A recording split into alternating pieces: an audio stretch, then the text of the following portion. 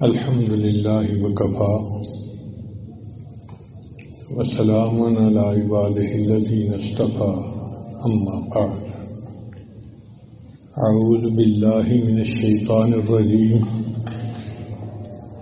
بسم الله الرحمن الرحيم وأما ما ينفع الناس فيمكث في الأرض وقال رسول الله صلى الله عليه وسلم خير الناس من ينفع الناس سبحان ربك رب العزة عما يصفون وسلام على المرسلين والحمد لله رب العالمين اللهم صل على سيدنا محمد وعلى آل سيدنا محمد وبارك وسلم.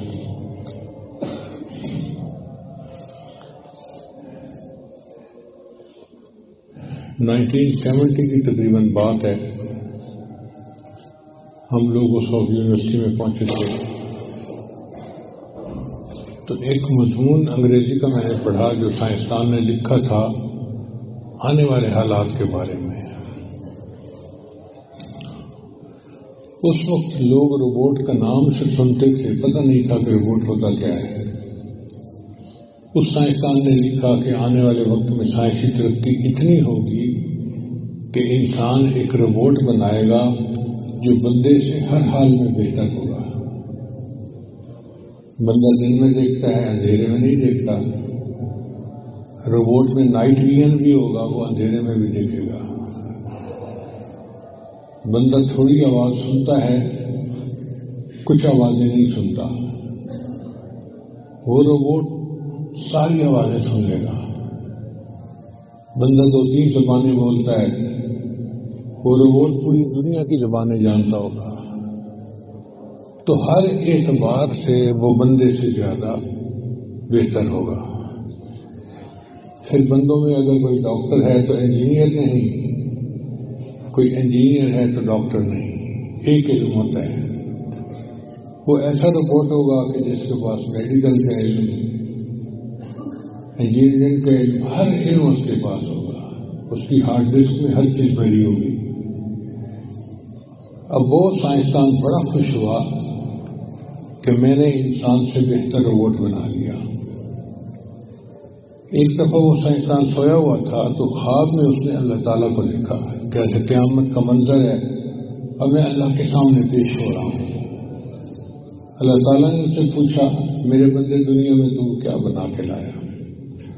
یا اللہ میں نے ایک روبوٹ بنایا تھا جو تیرے بندوں سے اچھا ہر لحاظ سے.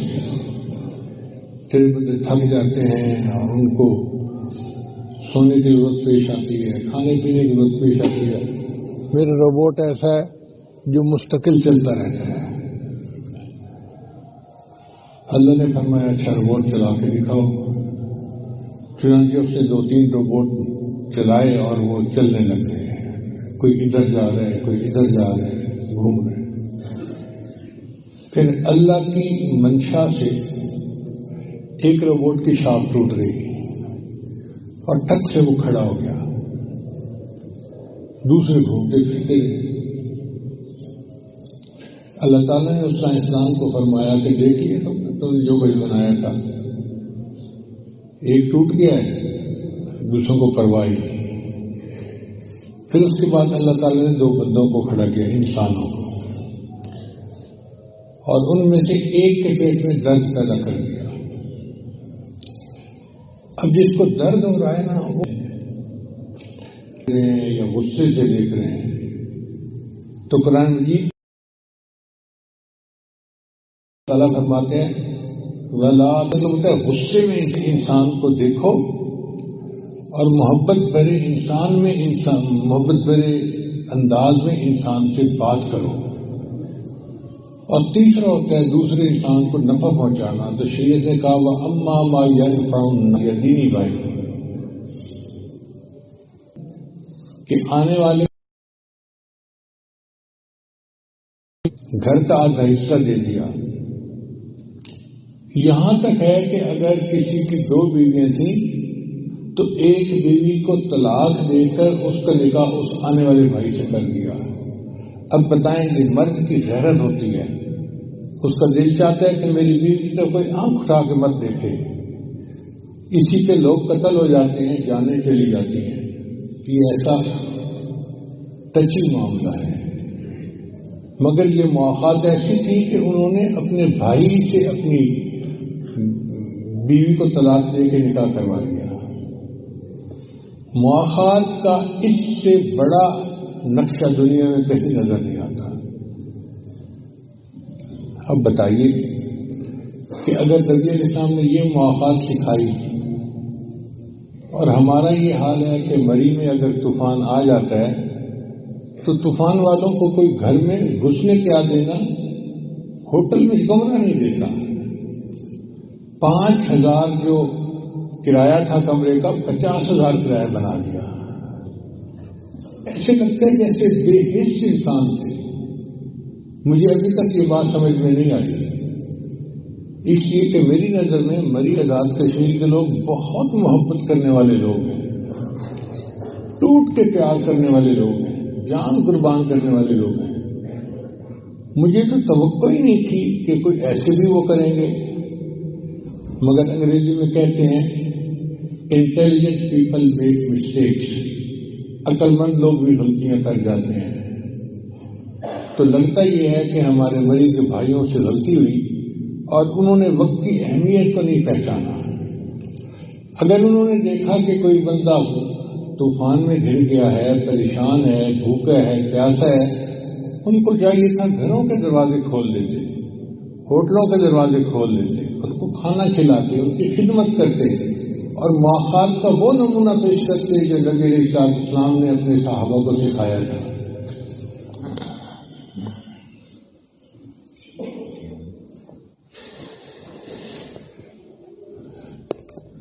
کسی انسان کا خیال رکھنا اللہ رب العزت کے ہاں اس کی کیا قدر و قیمت ہے، اس کا اندازہ اس بات سے لگائیں کہ حدیث مبارکہ میں آتا ہے کہ اللہ تعالیٰ قیامت کے دن ایک بندے کو کھڑا کریں گے اور پوچھیں گے میرے بندے میں پیاسا تھا تو نے پانی نہیں پلایا۔ یا اللہ آپ کیسے پیاسے ہو سکتے ہیں، میں نے آپ کو کیسے پانی نہیں پلایا، مجھے سمجھ نہیں آ رہی۔ میرے بندے میں بھوکا تھا تو نے مجھے کھانا نہیں کھلایا۔ اے اللہ آپ تو بھوک پیاس سے منزہ اور مبرہ ہیں، آپ کو تو نہ بھوک لگتی ہے نہ پیاس، میں نے کیسے نہیں کھلایا۔ اللہ فرمائے کہ میں بیمار تھا تو نے میری عیادت نہیں کی۔ یا اللہ آپ تو احکم الحاکمین ہیں، کیسے ہو سکتا ہے کہ آپ بیمار ہوں۔ اللہ تعالیٰ اس وقت ارشاد فرمائیں گے کہ فلاں موقع پر تیرا پڑوسی بھوکا اور پیاسا تھا، اگر تو اسے کھانا کھلاتا تو ایسے ہی ہوتا جیسے تو نے مجھے کھانا کھلایا۔ اس سے بڑا کوئی تصور پیش کیا جا سکتا ہے؟ آپ لکھے پڑھے لوگ ہیں، ذرا غور کریں۔ اگر تو اس کی عادت کرتا تو ایسے ہی ہوتا جیسے تو نے میری عادت کی، یعنی بھوکے کو کھانا کھلانا ایسا ہی ہے جیسے اللہ کو کھانا کھلانا، بیمار کی عادت کرنا ایسا ہی ہے جیسے اللہ کی عادت کرنا۔ اتنا اونچا تصور شریعت نے پیش کیا۔ تو شریعت یہ چاہتی ہے کہ ایمان والوں کا جو معاشرہ ہے اس میں ہر بندہ دوسرے بندے کا احساس کرنے والا ہو، چونکہ بے حس چیز تو پتھر ہوتی ہے، بے حس انسان بھی مردے کی مانند ہوتا ہے، اللہ کے ہاں اس کی کوئی قیمت نہیں ہوتی۔ کچھ ہوتے ہیں نا گوگے آپ جوگے، اپنی دنیا میں ہوتے ہیں، ان کو دوسرے کی کوئی پرواہ نہیں ہوتی۔ آج کل تو ایسا وقت آ گیا ہے کہ گھر میں ایک بھائی بیمار ہے تو دوسرا بھائی اس کا حال نہیں پوچھتا، ایک گھر میں رہتے ہیں۔ بہن بیمار ہے بھائی حال نہیں پوچھتا، بھائی بیمار ہے بہن نہیں پوچھتی، ہر ایک کی اپنی ایک دنیا بنی ہوئی ہے۔ اس کا اسلام سے واسطہ نہیں ہے کوئی، نہ انسانیت سے کوئی واسطہ ہے۔ شریعت کہتی ہے کہ نہیں، گھر کے سارے لوگ ایک جسم کے مانند ہیں، جسم کے ایک عضو میں اگر درد ہو تو پورا جسم جاگتا ہے۔ تو گھر کے ایک بندے کو تکلیف ہے تو پورے گھر کے لوگوں کو تکلیف محسوس کرنی چاہیے.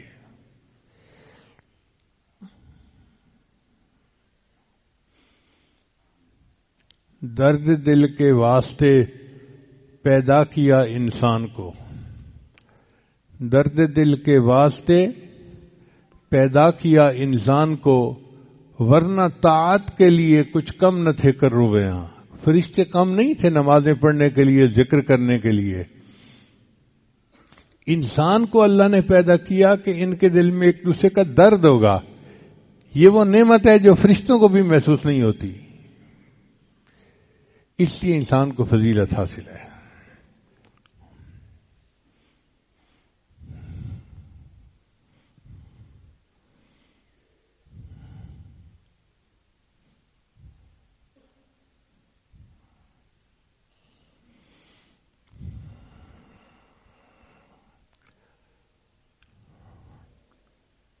آج معاشرے میں کتنے لوگ ہیں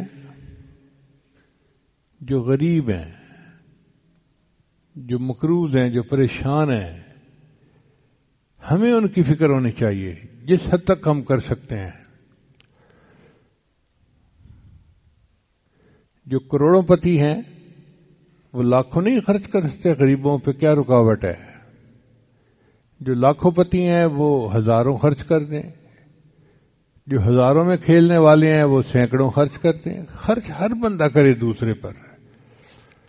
ہم نے دنیا میں اگر دوسرے کے غم کو اپنا غم نہ سمجھا تو ہم نے کچھ نہیں اپنے آخرت کے لیے تیار کیا.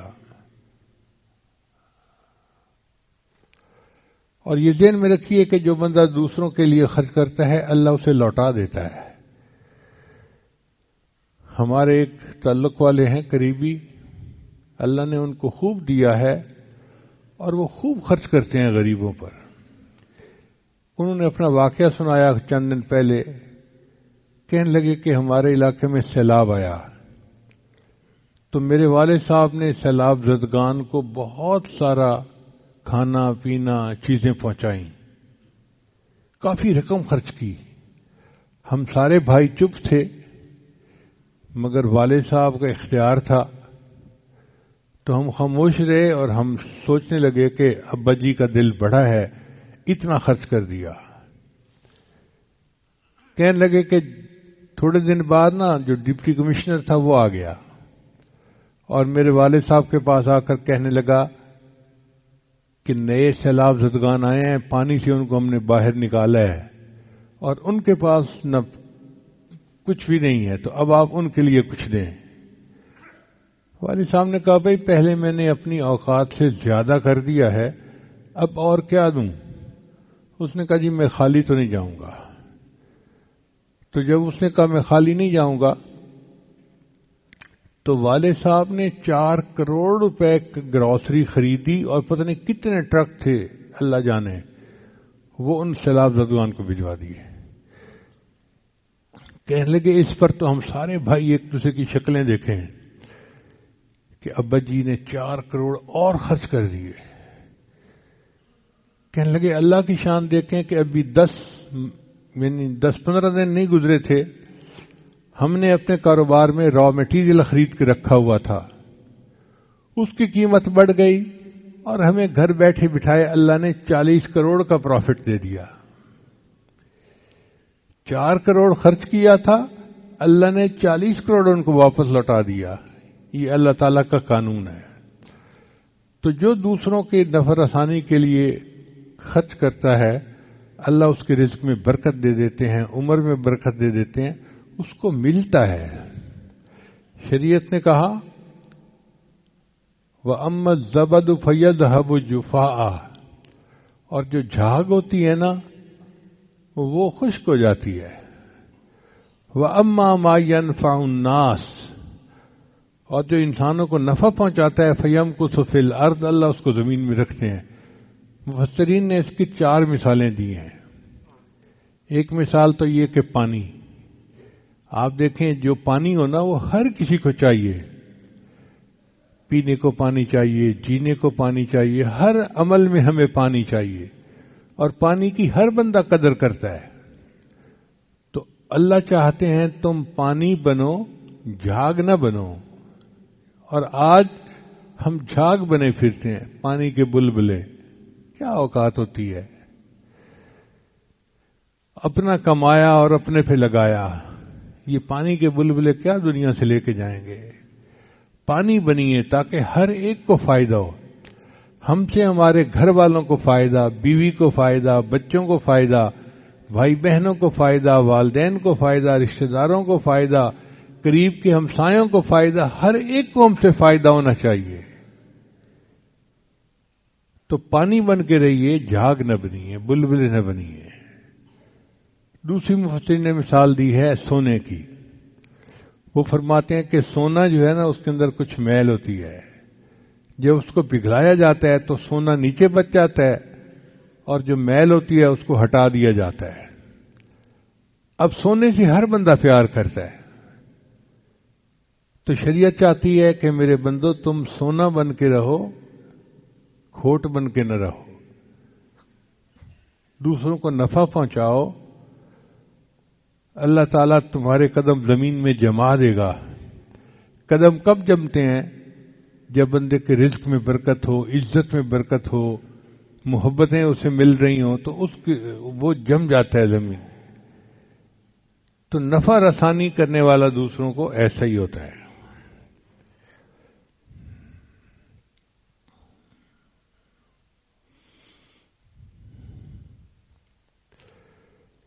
اپنی زندگی پہ غور کریں تو آپ کو محسوس ہوگا کہ ہم نے تو کبھی فقیر کو کوئی پیسہ ہی نہیں دیا. بہت سارے لوگ ہوں گے، سینکڑوں کی تعداد میں. اب فقیر کو کچھ نہ دینا کتنی بری بات ہے. ہم سے کیا فائدہ ہوا دوسروں کو کہ ہم کسی فقیر کو کچھ بھی نہیں ہاتھ سے دیتے. مہینوں گزر جاتے ہیں، ہفتوں گزر جاتے ہیں، ہمارے ہاتھ سے کوئی پیسہ کسی غریب کو نہیں ملا ہوتا، کسی طالب علم کو نہیں ملا ہوتا.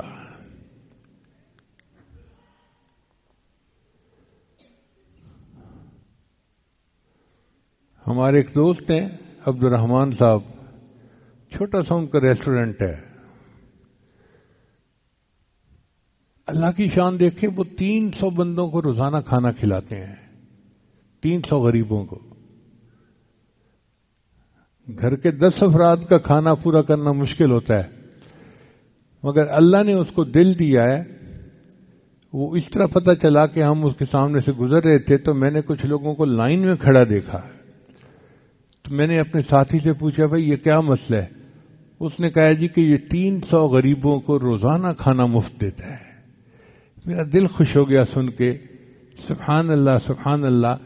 ایک چھوٹا سا کام ہے، کاروبار ہے، اور اس میں سے وہ 300 بندوں کو روزانہ کھانا کھلاتا ہے. اب آپ کیا سمجھتے ہیں کہ جو 300 بندوں کو روزانہ اللہ کے لیے کھانا کھلاتا ہوگا، اللہ اس کو قیامت کے دن بھوکا اور پیاسا رکھیں گے؟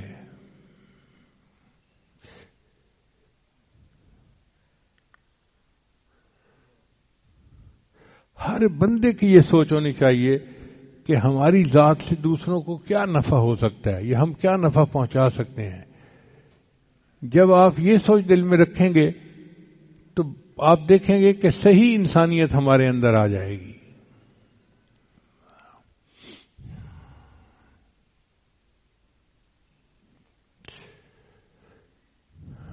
بنی اسرائیل کی ایک خاتون تھی جو بد کردار تھی. یہ بخاری شریف کی حدیث ہے. ایک دفعہ جا رہی تھی، اس نے ایک پیاسے کتے کو دیکھا کہ جو زبان نکال کے نہ لمبے لمبے سانس لے رہا تھا، پیاسا تھا، پانی چاہتا تھا. اب اس زمانے میں پانی ہر جگہ تو اویلیبل نہیں تھا، کنویں ہوتے تھے جہاں سے پانی نکالا جاتا تھا. تو قریب کنواں تھا. اس عورت نے اپنے دوپٹے کے ساتھ اپنا جوتا باندھا، بند جوتے ہوتے ہیں نا، اور اس کو نیچے لٹکا کے اس میں پانی نکالا اور کتے کے منہ میں ڈال دیا. کتے نے جب پانی پیا اور اس نے خوشی کی آواز نکالی، حدیث مبارکہ میں آتا ہے اللہ نے اس عورت کے سب گناہوں کو معاف فرما دیا. بد کردار عورت ہے، زانیہ عورت ہے، عمر گزر گئی زنا کرتے ہوئے، ایک پیاسے کتے کو پانی پلانے پر اللہ نے سب گناہوں کو معاف کر دیا۔ اور دوسری روایت ہے کہ بنی اسرائیل کی ایک عورت تھی جو بڑی عابدہ تھی، ساری رات عبادت کرتی تھی، سارا دن روزہ رکھتی تھی، پاک دامن عورت تھی، نیک عورت تھی، پاکیزہ زندگی گزارنے والی۔ ایک مرتبہ اس نے اپنا دودھ رکھا تو ایک بلی نے دودھ پی لیا۔ اب اس عورت کو بڑا غصہ اس بلی پر، کہنے لگی اگر یہ بلی میرے ہاتھ آ جائے نا تو اس کو میں سخت سزا دوں۔ چنانچہ اس نے بلی کو پکڑ لیا۔ اب جب بلی کو پکڑ لیا تو اس نے بلی کو ایک پنجرے میں بند کر دیا اور اس کو بھوکا پیاسا رکھا، کچھ نہیں دیا کھانے پینے کو۔ حدیث مبارکہ میں آتا ہے وہ بلی 2-3 دن بھوکی پیاسی رہی اور مر گئی۔ جیسے ہی وہ بلی بھوکی پیاسی مری، اللہ نے اس عورت کے لیے دوزخ کا فیصلہ فرما دیا۔ یہ عبادت گزار ہے مگر بے حس ہونے کی وجہ سے جہنم میں جا رہی ہے۔ یہ بدکار عورت ہے مگر احساس دل میں ہے، اللہ اس کو جنت کا فیصلہ فرما رہے ہیں۔ اس سے پتہ چلا کہ اللہ تعالیٰ چاہتے ہیں کہ میرے بندے تمہارا دل حساس ہونا چاہیے، دوسروں کے غم کو تکلیف کو محسوس کرنے والا ہونا چاہیے۔ اسی چیز کا نام مسلمانیت ہے اور اسی چیز کا نام انسانیت ہے۔ مجھے آج بھی یاد آتا ہے، بہت چھوٹی عمر کی بات ہے، میں اس وقت یہ سرمد سے چھوٹا تھا، تو ہمارے گھر میں ایک رات مہمان آ گئے، کوئی 50-60۔ ایک گاؤں تھا، اس میں بھائی رہتے تھے 2۔ اب مجھے یہ نہیں پتا کہ ان میں آپس میں کوئی تنازع ہوا یا کوئی بیمار تھا یا کیا ہوا۔ اتنا پتہ ہے کہ ہم رات کو عشاء کے بعد سردیوں میں سوئے ہوئے تھے گھر میں کہ اچانک مہمان آ گئے۔ والدہ صاحب اٹھیں اور انہوں نے مردوں کو تو بیٹھک میں اور ادھر جو ہے نا وہ ٹھکانہ دے دیا اور عورتیں اندر گھر میں آ گئیں۔ اب ان کو کہاں سلائیں، کہاں سے بستر لائیں؟ ایک گھر میں 50-60 بندوں کا انتظام تو نہیں ہوتا۔ چنانچہ جتنے بستر تھے بہن بھائیوں کے، والدہ صاحبہ نے وہ سب کے سب جو ہیں وہ ان مہمانوں کو دے دیے۔ مردوں کو تو بستر پورے ہو گئے، عورتیں جو تھیں ان کے لیے اتنے زیادہ رضائیاں نہیں تھیں۔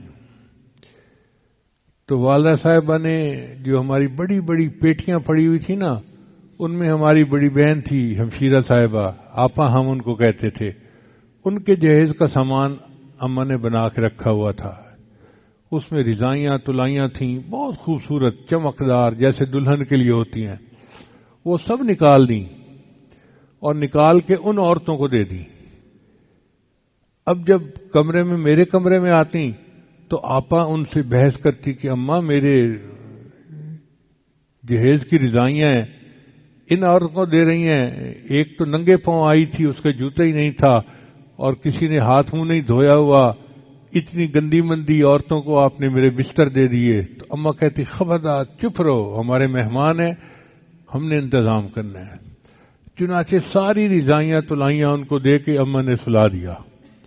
اینڈ کے اوپر ایک ان کی چھوٹی لڑکی تھی، وہ آئی، کہنے لگی جی کہ میرے اوپر ایک چادر سی ہے، مجھے سردی لگ رہی ہے۔ تو جب اس نے یہ کہا مجھے سردی لگ رہی ہے تو میری والدہ نے میرے اوپر سے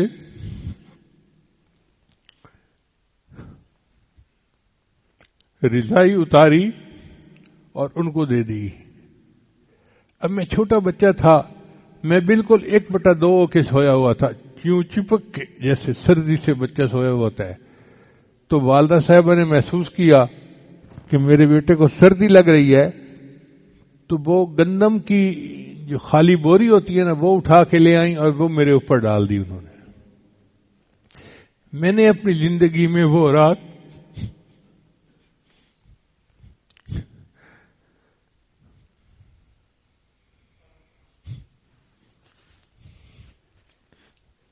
جوٹ بیگ کے اندر سو کے گزاری۔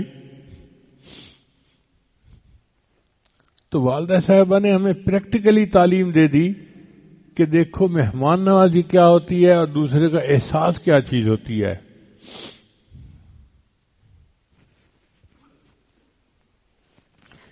اس لیے وہ ہمارے جو بڑے تھے نا وہ ہم سے بہتر مسلمان تھے، اچھے مسلمان تھے. اللہ تعالی ہمیں ان کے نقش قدم پر چلنے کی توفیق عطا فرمائے اور ہمیں بھی اللہ تعالی درد مند دل عطا فرمائے اور بے حسی کی زندگی سے اللہ ہمیں محفوظ فرمائے. پچھلے جمعہ بھی میں نے اسی عنوان پہ گفتگو کی تھی، مگر دل چاہتا تھا کہ اس مضمون کو اچھی طرح دلوں میں بٹھایا جائے تاکہ بات سننے والا ہر بندہ یہ عہد کرے کہ آج کے بعد میں نے دوسروں کے لیے نفع مند بننا ہے، ہر کسی کے لیے نفع مند بننا ہے، ہر کسی کے لیے. وَأَمَّا مَا يَنْفَعُ النَّاسَ فَيَمْكُثُ فِي الْأَرْضِ، اور جو انسانوں کو نفع پہنچاتا ہے اللہ اس کو زمین میں جما دیتے ہیں، اللہ اس کو عزت دیتے ہیں، رزق دیتے ہیں، مال دیتے ہیں، محبتیں دیتے ہیں، اس کو دنیا میں سکون کی زندگی ملتی ہے. اور اگر ہم دوسروں کے لیے فائدہ مند نہیں تو ہم کسی کام کے نہیں. اللہ کی نظر میں یہ ہمارے نفل چند پڑھ لینا یہ کسی کام کے نہیں. آج تو لوگ کاروبار میں جھوٹ بول کے پیسے کماتے ہیں اور عمرہ کر کے یہ محسوس کرتے ہیں کہ ہماری تو مغفرت ہو گئی.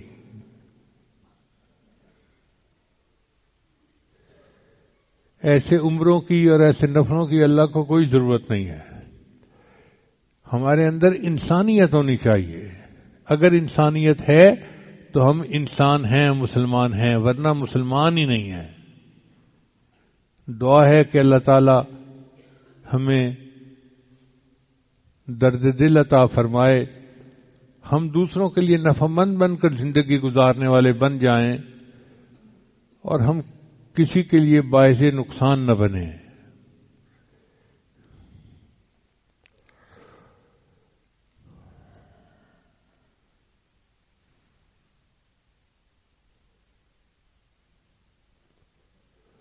خدا کے بندے تو ہیں ہزاروں، بنوں میں پھرتے ہیں مارے مارے. بنوں سے مراد جنگل. خدا کے بندے تو ہیں ہزاروں، بنوں میں پھرتے ہیں مارے مارے. میں اسی کا بندہ بنوں گا جس کو خدا کے بندوں سے پیار. اللہ ہمیں خدا کے بندوں کا پیار عطا فرمائے. چنانچہ پچھلے جمعے بھی میں نے حدیث مبارکہ سنائی تھی کہ حضرت موسیٰ علیہ السلام نے اللہ تعالی سے سوال کیا، یا اللہ تیرا سب سے زیادہ پیارا بندہ کون ہے؟ تو اللہ تعالی نے جواب میں فرمایا، موسیٰ علیہ السلام میرا سب سے پیارا بندہ وہ ہے کہ کانٹا ایک کو چبھے اور درد وہ محسوس کر رہا ہو. کانٹا ایک کو چبھے اور درد وہ محسوس کرے جس کا دل اتنا حساس ہے، وہ میرا سب سے پیارا بندہ ہے. اب اس معیار کو سامنے رکھ کے ہم سوچیں کہ ہم کتنا دوسرے کا درد محسوس کرتے ہیں اور اللہ کو ہم سے کتنا پیار ہوگا. اگر ہم بے حس ہیں تو اللہ کو کوئی پیار نہیں ہے.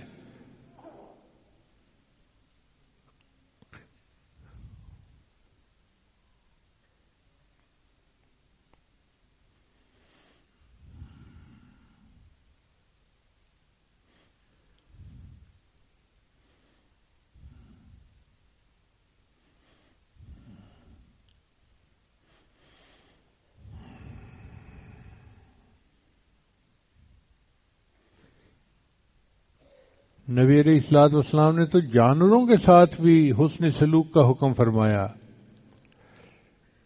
حدیث مبارکہ میں آتا ہے کہ ایک صحابی جا رہے تھے تو ایک درخت پہ گھونسلہ دیکھا جس میں چڑیا کے بچے تھے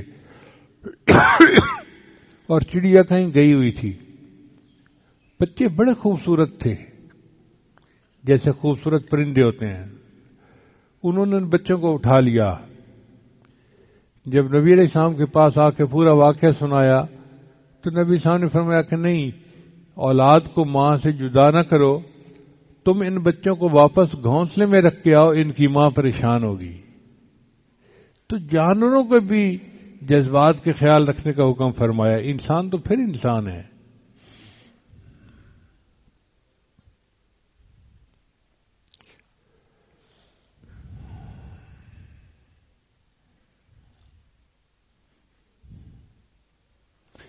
مصلح کی نیکی بہت اعلیٰ چیز ہے، لیکن جو اخلاقیات کی نیکی ہے وہ اس سے بھی بڑھ کر ہے۔